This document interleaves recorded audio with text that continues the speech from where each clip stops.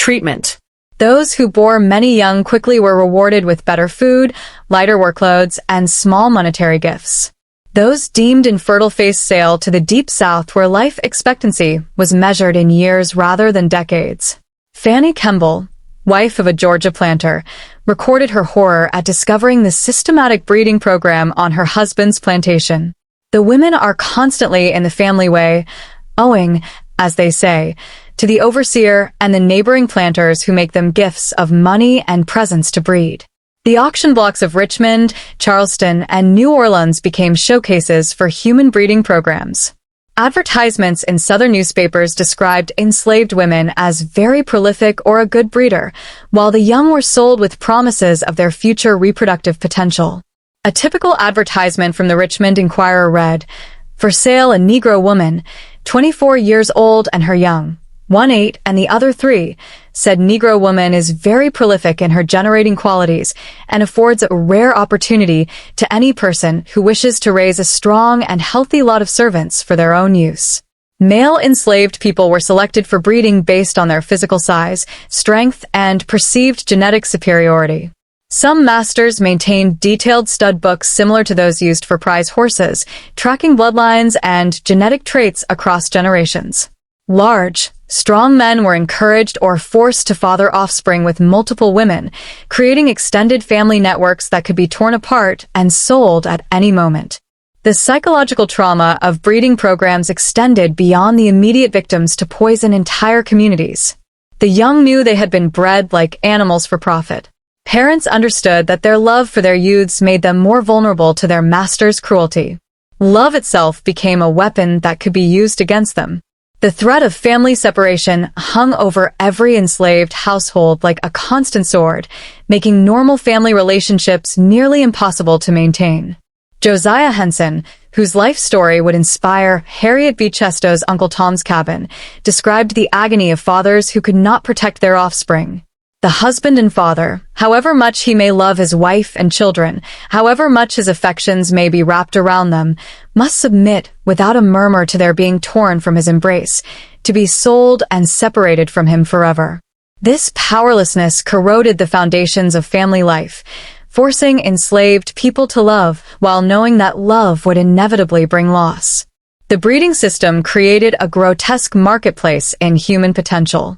Slave traders developed sophisticated networks for moving breeding stock from the exhausted Upper South to the expanding Lower South. Ships regularly sailed from Norfolk and Baltimore to New Orleans, their cargo holds packed with pregnant women and nursing mothers who would never see their homelands again. The Middle Passage had ended, but the domestic slave trade created its own version of hell, tearing apart American-born families with the same ruthless efficiency that had once separated Africans from their native shores. Daily life in bondage, the texture of survival, the daily existence of enslaved people during slavery's final decades revealed both the depths of human cruelty and the heights of human resilience. Life began before dawn with the sound of the plantation bell or horn calling enslaved people from their cramped quarters to another day of unpaid labor. By 1830, slavery was primarily located in the South, where it existed in many different forms. African Americans were enslaved on small farms, large plantations in cities and towns, inside homes, out in the fields. On large cotton plantations, the workday stretched from can see to can't see, from first light until darkness made further labor impossible. Enslaved people worked in gangs of 20 to 30, moving across endless rows of cotton under the watchful eyes of drivers armed with whips. The pace was relentless, the quotas punishing, and the consequences of failure severe.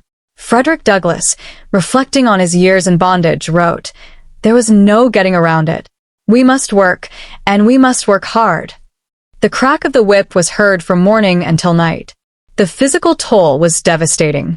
Enslaved people suffered from chronic malnutrition, inadequate shelter, and virtually no medical care. Their diet consisted primarily of cornmeal, salt pork, and molasses. Just enough calories to maintain strength for labor, but lacking the nutrition needed for healthy development. The young showed stunted growth. Adults aged prematurely, and life expectancy remained decades shorter than that of free whites. Housing conditions bordered on inhuman. Slave quarters were typically one-room log cabins with dirt floors, no windows and gaps between the logs that provided little protection from weather. Entire families crowded into spaces barely large enough for two people with privacy non-existent and personal possessions limited to what could fit in a small trunk or basket. William Wells Brown described his childhood home. In this cabin lived my mother and her 5 children. The cabin had no floor, but the ground was covered with coarse boards that were hewed out with the axe. Clothing was issued twice yearly. A coarse cotton shirt and pants for summer with the addition of a rough woolen jacket for winter. Shoes, when provided at all, were crude brooms that offered little protection from thorns, rocks, or cold. Many enslaved people went barefoot year-round, their feet developing thick calluses that served as natural shoes. But pound of cotton fiber from its seeds could now be completed in 10 minutes. This technological revolution unleashed a cotton boom that would reshape not only the American South, but the entire global economy. Cotton became America's most valuable export, accounting for more than half of all American exports by 1860. The white fiber grown by black hands in southern fields powered the textile mills of Manchester, funded the banks of New York, and built the wealth of merchants from Boston to Liverpool. King Cotton ruled not through royal decree, but through the merciless mathematics of profit. And every bale required the backbreaking labor of enslaved people working under the scorching southern sun. The expansion of cotton cultivation drove a massive internal slave trade that tore apart families with systematic cruelty. Professional slave traders like Isaac Franklin and John Armfield built fortunes by purchasing enslaved people in the exhausted tobacco regions of Virginia and Maryland, then marching them in coffles, chain gangs of 50 or more to the cotton frontier in Mississippi, Alabama, and Louisiana. These forced migrations separated an estimated 1 million enslaved people from their families between 1790 and 1860.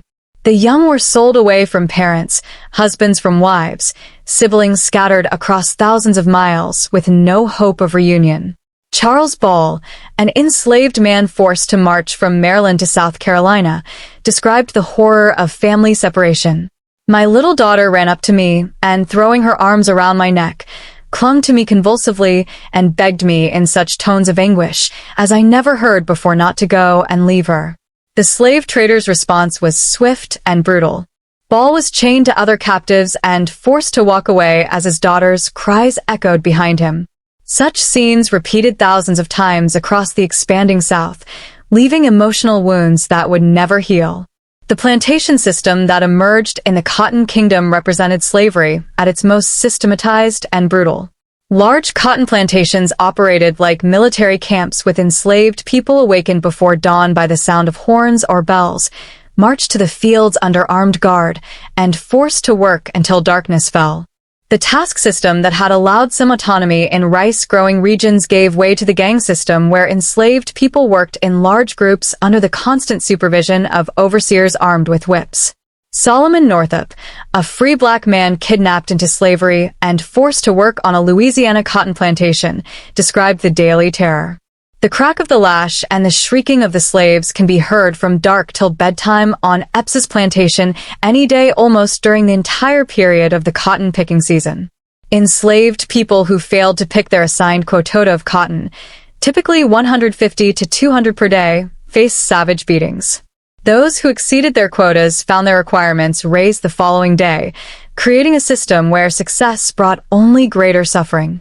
The domestic lives of enslaved people suffered under this intensified brutality. Slave cabins, typically measuring 12 x 16 feet, housed entire families in conditions that would horrify modern observers. William Wells Brown, an escaped slave turned abolitionist, described typical slave quarters. The cabin is built of logs, rough hewn, and contains but one room about 12 foot square.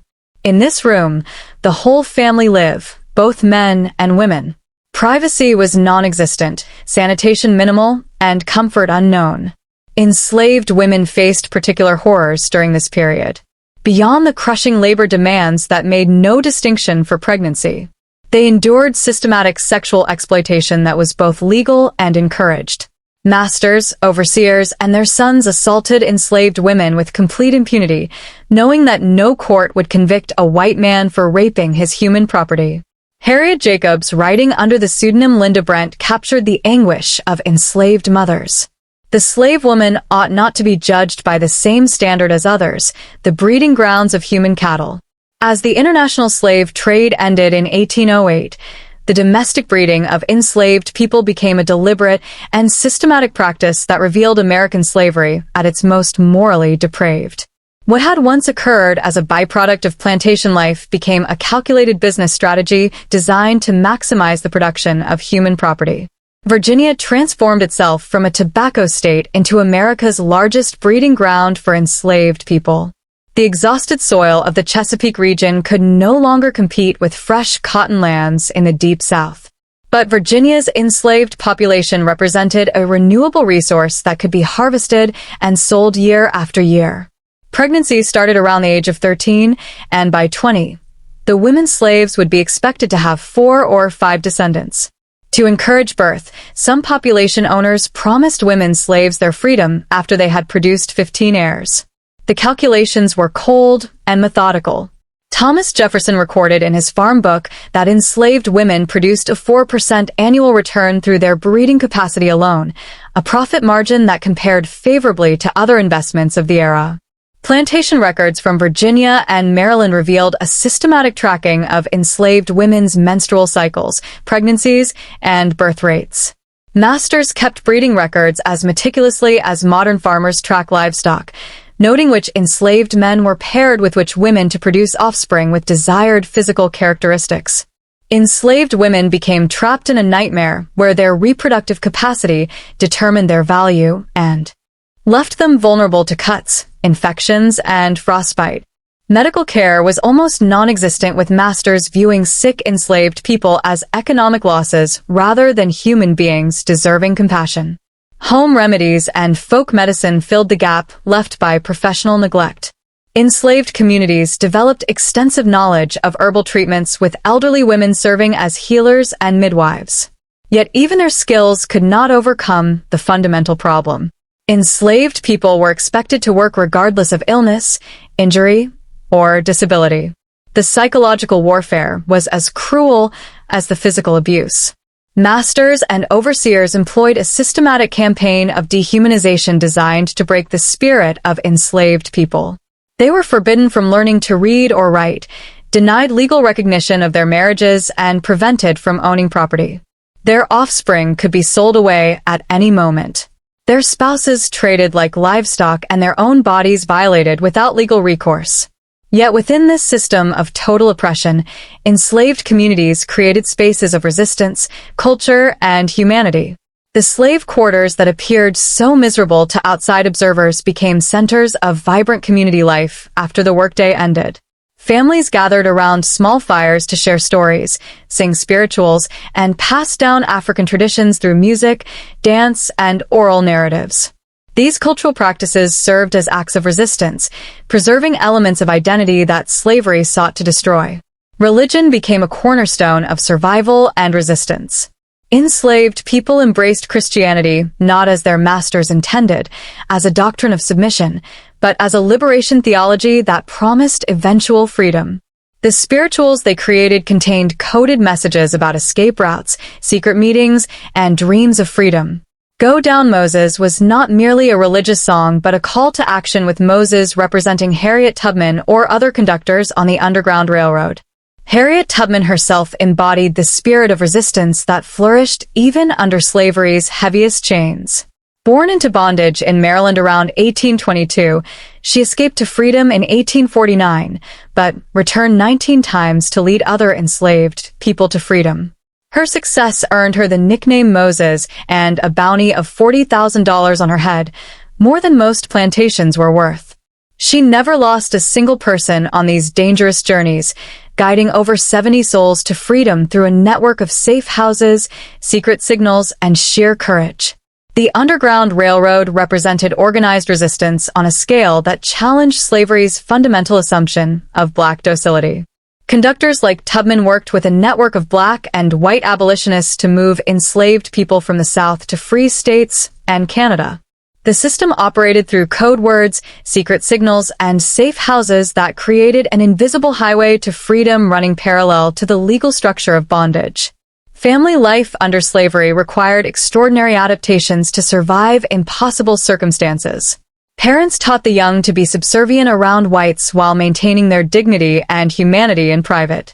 They created extended family networks to provide support when blood relatives were sold away. They told stories and sang songs that preserved family histories and cultural traditions. They found ways to express love and provide guidance even when the law denied their very humanity. The strength of enslaved families was remarkable given the constant threat of separation. Marriage ceremonies, though legally meaningless, created strong emotional bonds that often endured despite physical separation. Parents made enormous sacrifices to protect the young, sometimes sending them away to prevent sale or abuse.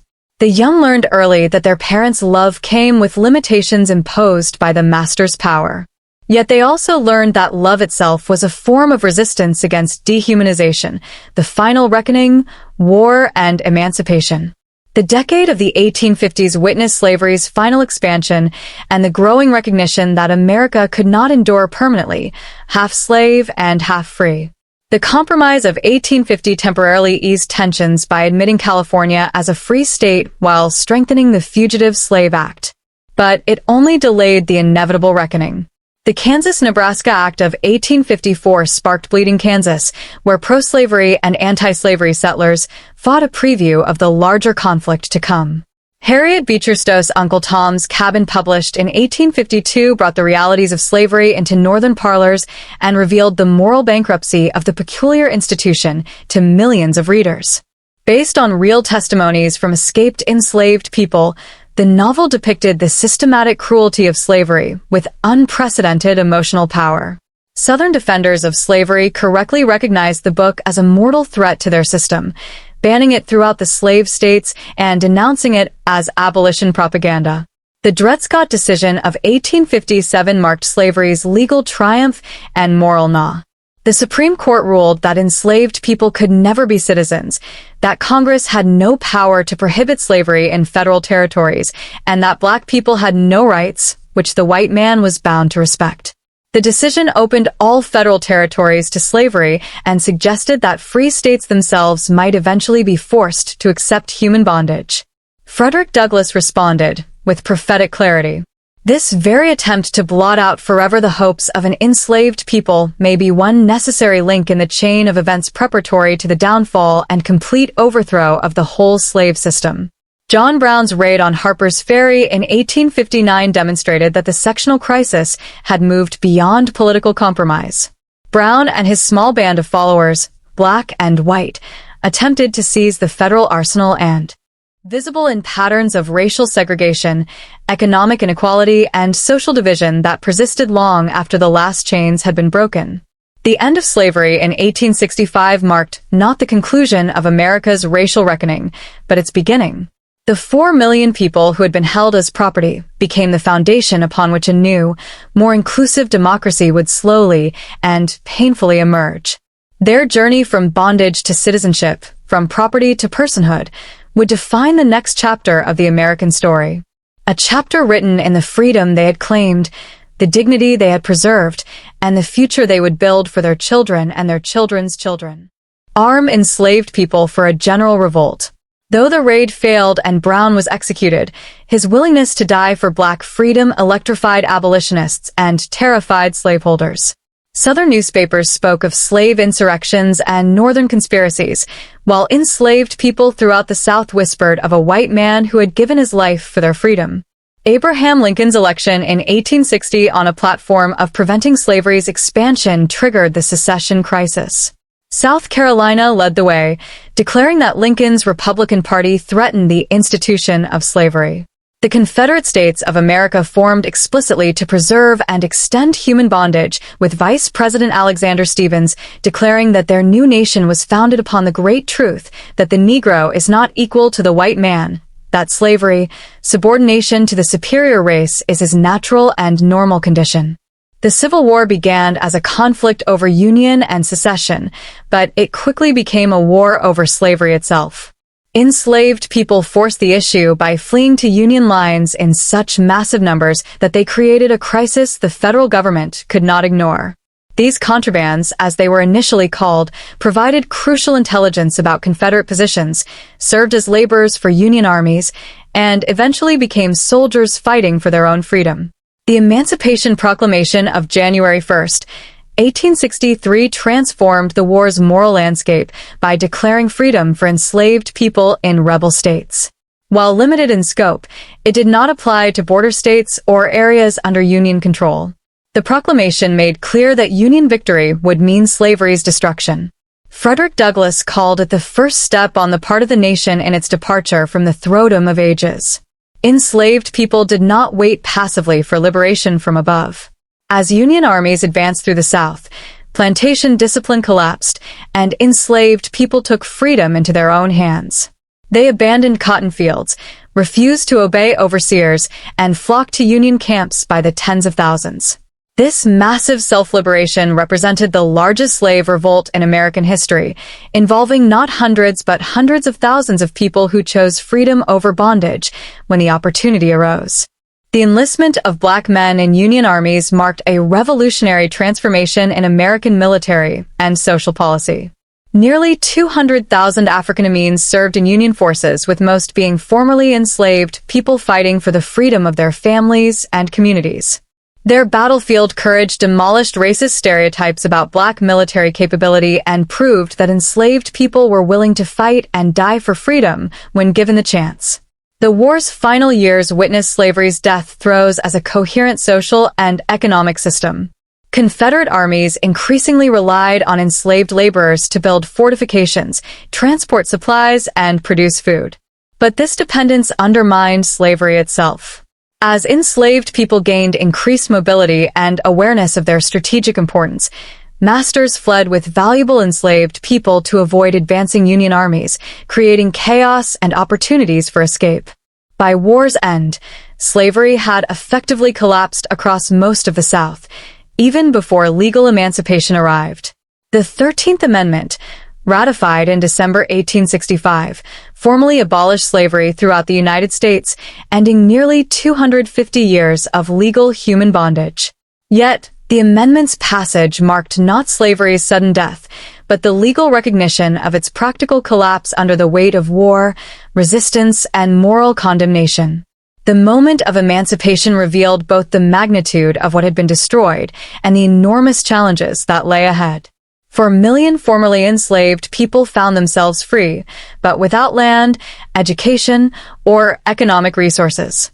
The plantation system that had organized Southern society lay in ruins, but nothing had yet emerged to replace it. Freedom had been won, but equality remained a distant goal that would require another century of struggle to approach. As Union troops marched through the South in 1865, they encountered scenes that captured both slavery's collapse and the resilience of those who had endured it. Enslaved people gathered in plantation yards to hear the Emancipation Proclamation read aloud. Some falling to their knees in prayer, others dancing with joy, many simply standing in stunned silence as the words sank in. Booker T. Washington, then a youth in Virginia, later described that moment. As the great day drew nearer, there was more singing in the slave quarters than usual. It was bolder, had more ring, and lasted later into the night.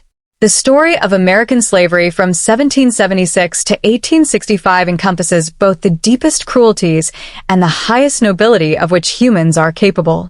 It reveals how economic interests and racial hatred could create a system of oppression so total that it reduced human beings to property.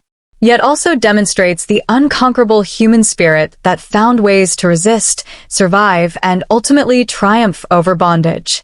The 4 million souls who walked from slavery to freedom in 1865 carried with them not only the scars of their oppression, but also the cultural strength, spiritual resilience, and hard-won wisdom that would sustain them through the long struggle for full equality that still lay ahead. Their freedom had been purchased with blood, their own, and that of 600,000 Americans who died in Civil War. The nation that emerged from that conflict was fundamentally transformed, having finally confronted the contradiction between its founding ideals and the reality of human bondage. Yet the legacy of slavery would continue to shape American society for generations to come. Its impact. In the ledger books of Virginia plantations, Thomas Jefferson calculated human reproduction with the cold precision of a livestock breeder. A woman who brings a child every 2 years, he wrote, is more profitable than the best man of the farm. The same hand that penned all men are created equal, reduced enslaved women to breeding stock. The contradiction was not lost on contemporaries. Samuel Johnson, the English writer, asked with cutting precision, "How is it that we hear the loudest yelps for liberty among the drivers of Negroes?" When the 13 colonies declared their independence, approximately 500,000 human beings lived in bondage within their borders. By 1860, that number had exploded to nearly 4 million. As Frederick Douglass would later write, "I've often been asked how I felt when first I found myself on free soil. A new world had opened upon me." But for the overwhelming majority of enslaved Americans, that new world would remain forever beyond reach, sealed behind walls of law, violence, and economic necessity that the young republic built ever higher around them. Welcome to the Journals of History and the story of how a nation founded on ideals of freedom constructed the most extensive system of cattle slavery in human history. The foundation built on human flesh. When the 13 colonies declared their independence from Britain, slavery was not merely legal. It was fundamental to colonial prosperity. Slavery existed and was protected by law in all 13 American colonies when they declared their independence from Great Britain in 1776. From the tobacco fields of Virginia to the merchant houses of New York, from the rice paddies of South Carolina to the shipyards of Massachusetts, enslaved labor powered colonial America's economy with an efficiency that free labor could never match. The Constitutional Convention of 1787 laid bare the depths of American dependence on human bondage. Behind closed doors in Philadelphia, the Founding Fathers engaged in calculations that reduced human beings to mathematical abstractions. The Three-Fifths Compromise treated enslaved people as partial beings for purposes of representation, not human enough for citizenship, yet valuable enough to count toward political power for their masters. James Madison, architect of the Constitution, owned over 100 enslaved people at his Montpelier plantation. George Washington, the nation's first president, possessed more than 300 souls at Mount Vernon, where he personally supervised the brutal punishment of those who dared to seek freedom. The early republic's leaders spoke in contradictions that revealed their moral bankruptcy. Jefferson, who wrote that slavery held a fire bell in the night for American democracy, simultaneously calculated the monetary value of oppressed youth before their birth. His farm book meticulously recorded the breeding potential of enslaved women, noting that a woman who brings a child every 2 years was more valuable than the best man on the plantation. This was not philosophical abstraction. This was the economic calculus that built American wealth. In these founding decades, slavery evolved from a colonial inheritance into a distinctly American institution. The Northwest Ordinance of 1787 banned slavery in territories north of the Ohio River. But this prohibition only concentrated the institution's growth in the South. By 1800, nearly 1 million enslaved people labored in American bondage, double the number at independence. The peculiar institution was not withering away, as some founders had hoped. It was growing stronger, deeper, and more profitable with each passing year. The daily reality for enslaved people during these early decades was one of systematic dehumanization wrapped in the language of law and order. In South Carolina, the slave code dictated that any enslaved person found more than 7 miles from home without a pass could be whipped by any white person who encountered them. Masters possessed absolute legal authority over the bodies of their human property. They could separate families, inflict any punishment short of death, and sell the young away from their mothers at will. Mary Prince, an enslaved woman in the Caribbean whose narrative would later reach American audiences, described the terror of the auction block. The buyers pull and haul the poor creatures about and examine them just as if they were cattle, feel their limbs, look into their mouths, and make them jump about that they may see how they are made. This same degradation occurred daily in American slave markets from Charleston to New Orleans, where human beings stood naked on wooden platforms while potential purchasers examined their teeth, muscles, and scars like livestock at a county fair. Yet, even in these darkest moments, resistance flickered like flames that could never be fully extinguished. In 1800, Gabriel Prosser organized what would have been the largest slave revolt in Virginia history, planning to march on Richmond with over 1,000 fellow enslaved people. Though betrayed before the plan could unfold, Gabriel's conspiracy sent shockwaves through the South, revealing that beneath the surface of apparent docility, enslaved communities were organizing, planning, and dreaming of freedom. The Cotton Kingdom and the intensification of bondage.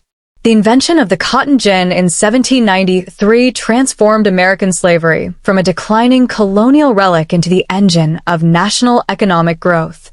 This machine invented by Eli Whitney allowed Southern planters to grow a variety of cotton, short staple cotton that was especially well suited to the climate of the Deep South. What had once taken enslaved people 10 hours to accomplish, separating a single,